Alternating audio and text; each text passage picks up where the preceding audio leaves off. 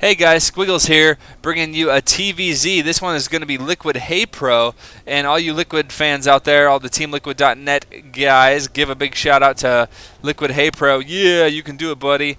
And his opponent is going to be treeFou. And Fou guys, I remember watching the GSL where Tastosis was like, you know what, these Fou guys, haven't really heard anything about them.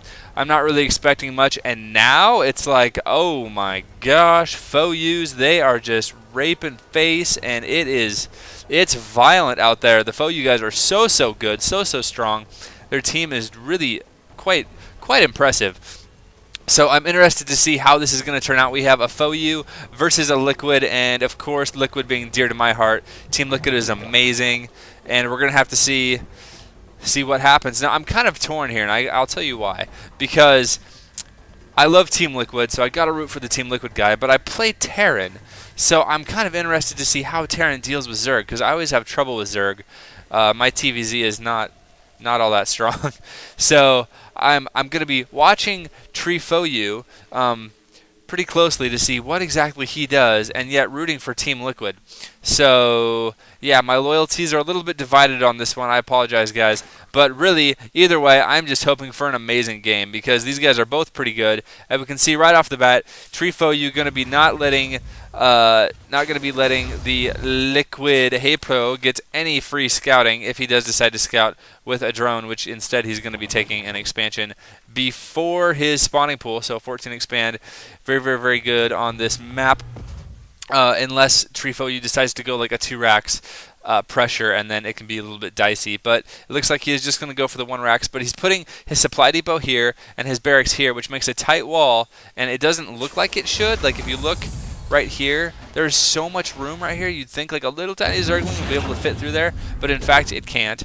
So this is a tight wall, and what this does is just deny scouting. And look at this Marine. He is rallied, and he is going to be going straight up there. Okay.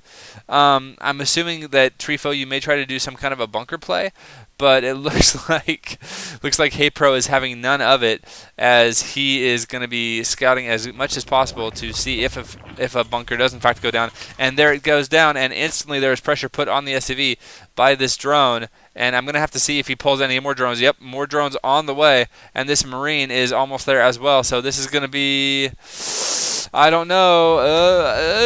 We're going to have to see. Oh, look at this.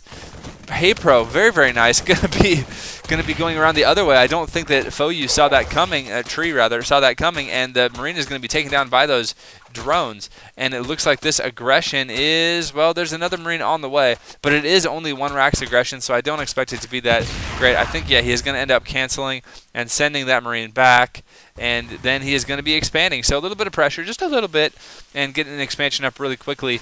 Meanwhile, Haypro, very good defense there. And the cool thing about defending with drones early is after you defend, you already have your hatchery up, so you just put them here anyway. Like, those are the drones you were going to transfer anyway, so there isn't that much time lost as far as harvesting goes, and you're able to stay safe. So it looks like he does have 2 sets of Zerglings out, and he is going to be just taking control of these watchtowers, and Tree is doing a good job of scouting, and he's able to get a worker out, an SCV, to scout before these Zerglings take control of the map. And that's one thing that it seems like Zerg is always able to do early, is use these lings to just take control of the map. I'm actually kind of surprised that he isn't just poking with two Zerglings and have the other 2 here. I see that a lot, where pros will just put a Zergling at each one of these Xel'Nagas and then have 1 or 2 out here just to see when Terran pushes out, and they can also poke and see just exactly how many Marines and stuff he has and things like that. And also the timing of this expansion, as we can see that he's going to be expanding, and he is getting that orbital before he lifts off. That's actually a very popular choice, getting the orbital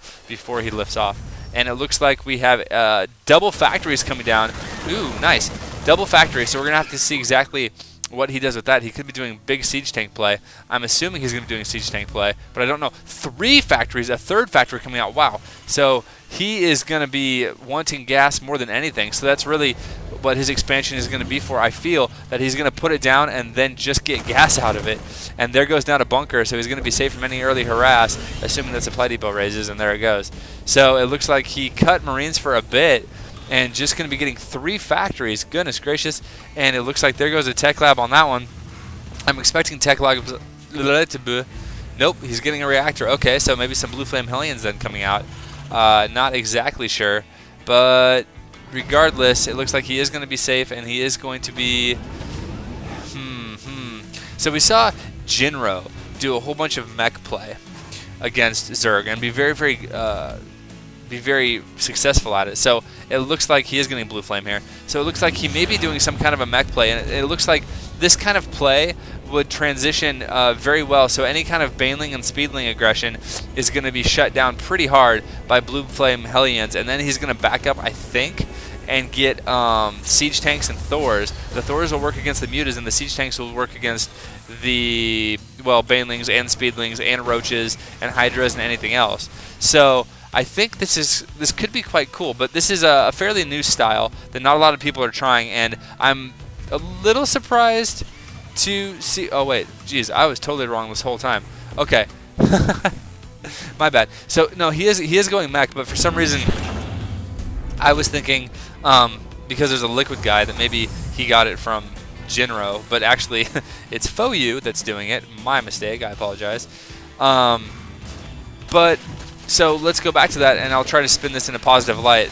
LiquidHaypro is teammates and lives in the same house as Jinro, so he has probably seen Jinro do this mech style a few times, and he, I think, has as good a chance of being prepared against it as anyone. Yeah, the armory going down, and he does have 2 factories with Tech Lab add-ons, and he has 3 gases, and okay, his gas to mineral split is pretty much the same, so that's good. As soon as he starts getting more minerals than gas, I'm assuming he's going to take this fourth, because a lot of these units are going to be incredibly gas heavy. But we're going to have to see what kind of damage he can do with these Hellions, and they are going to be going into the main. Wow, and it looks like, oh geez, all of those Zerglings being taken out instantly. The blue flame doing such a good job, and he's trying to get them split, and there it goes, and now he's going to be seeing if he can do any damage to these. Oh wow, good split by the Zerglings by LiquidHaypro. He's able to really minimize a lot of the damage until that happened.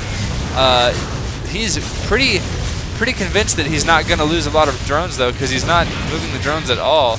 And the aggression is stopped. So, just kidding. More Hellions coming in, and they're going to be roasting a couple more drones and just doing any damage that they can do. And let's look at the units lost tab just to see who came out ahead there. It looks like the treeFou did come out a bit ahead there, but not amazingly, just a little bit. So a little bit of advantage to the FouYu tree at the moment, and it looks like he is going to be doing more Hellions. So just going mass Hellions. And let's go back to the production tab and see how LiquidHaypro is going to deal with this. He does have Mutas out now, and those are really good against Hellions, considering Hellions can't shoot air at all. So these Hellions are thinking they're all baller, but now they just hate life because he does have out Mutas. At the same time, it looks like Tree, I just want to say FouYu versus Team Liquid, but that's not really true. But Tree does have out a couple of Thors, and Thors are going to be really good against the balled up Mutas. It does look like he has a couple Mutas just being spread out, just scouting a little bit, and then the ball behind it, so he doesn't want to lose them to the, yeah, there's the Thor volley that almost killed one. Now just imagine if these were all clumped, it would be almost GG. But he is able to get his Mutas out of there, only taking damage on one of them, and meanwhile, more Hellion harass coming out. So, good job by both players. I like LiquidHaypro's spreading of the creep. He's being very aggressive with these creep tumors, and he only actually has 1 creep tumor, it looks like. Spreading, I lied. He has 2.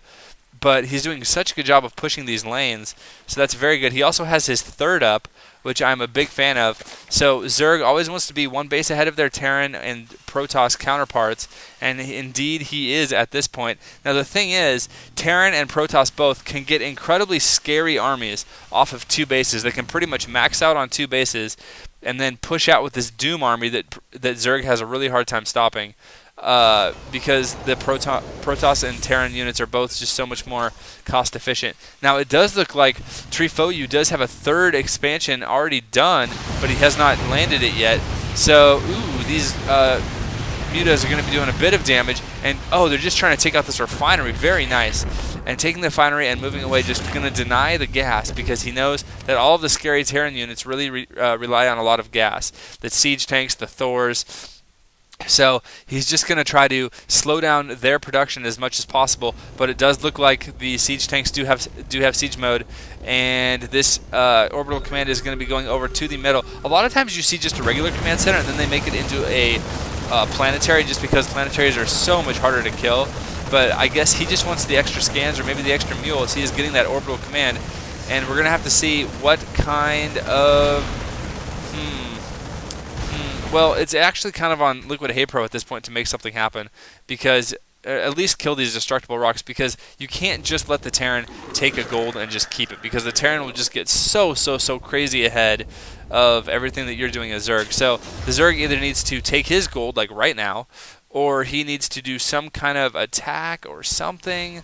And yet this is such a good, well-defended place. I mean, look at this. He has siege tank sieged. He has tons of Marines. He has a decent spread, although they're just spread to kill the rocks that are now dead. He has Thors. He has Hellions. He has all kinds of stuff. So it's really going to be up to Haypro to make something happen here. And and these Blue Flame Hellions are really good against the slower Banelings. And it looks like these are going to be taken out. They did get in a decent amount of scouting. They do see that he is going